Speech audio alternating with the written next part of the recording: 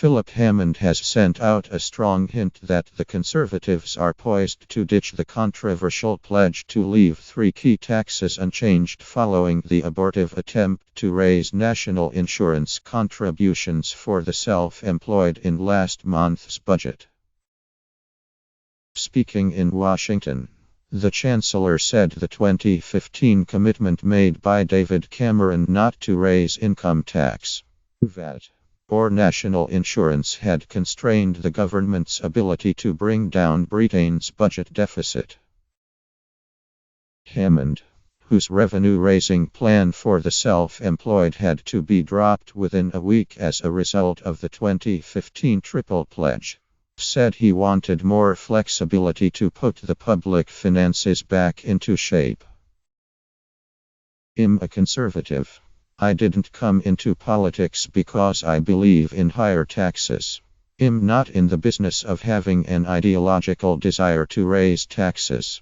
But we need to manage the economy sensibly and sustainably. We need to get the fiscal accounts back into shape.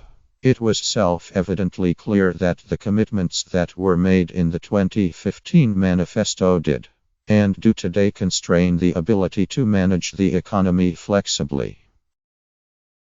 A spokesman for the Chancellor said Hammond was not saying anything about the future, merely pointing out the factual position of the previous manifesto. No decisions have been taken on the tax lock. Our position will be set out in the manifesto, the spokesman said. Hammond also hinted that he would return to national insurance if the Conservatives won the general election, while refusing to say what would be in his party's manifesto. He added that the treatment of the self-employed was something we need to look at. A report on the self-employed by Matthew Taylor, the chief executive of the Royal Society of Arts, is due to be completed in the summer. Hammond said this would provide an opportunity to look again at some of these issues.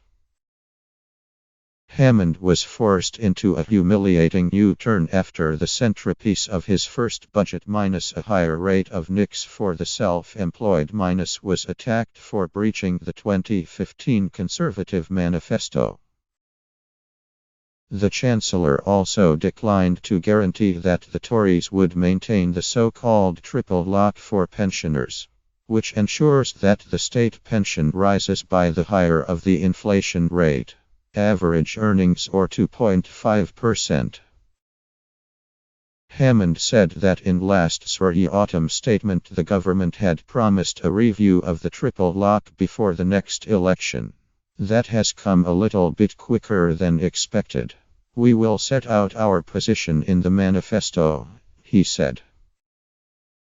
The decision to hold an early election will also force the Chancellor to rethink his autumn statement commitment to eliminate the budget deficit by the end of the next Parliament. The original pledge gave Hammond until 2025 to balance the books, but if he stuck to the pledge, he would now have to speed up the process of deficit reduction to meet the target by 2022. The Chancellor added that the Treasury would look again at how it defined the timescale for achieving fiscal balance. We have set out our ambitions. And we have done this relatively recently in the autumn statement in terms of parliaments. Clearly, as we're going to have an election and the terms of parliament will fall on different date, we will need to restate our commitment in different terms, and we will do that in the manifesto. Hammond said he was unsure whether the government had made enough progress in its thinking on long-term care to include promises in the manifesto. We have been doing some internal work and thinking. I don't know whether it is sufficiently far forward to make firm commitments in the manifesto. If enough work has been done to make clear commitments, we will do so, but we won't do something half-baked. The Chancellor was upbeat about the state of the economy despite news of a sharp drop in high street spending in March. The British economy is resilient.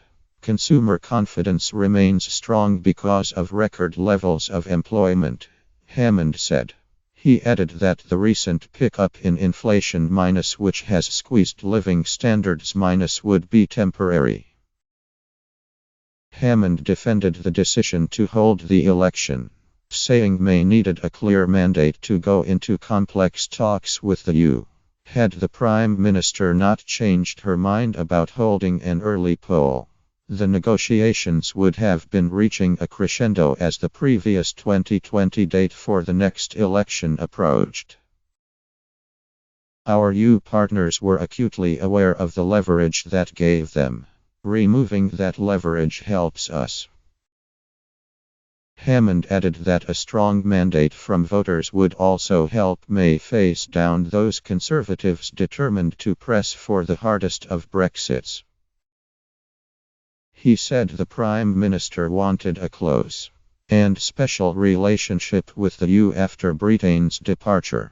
The early election was designed to strengthen her hand against those who didn't want a deal done with the EU in the best interests of the UK.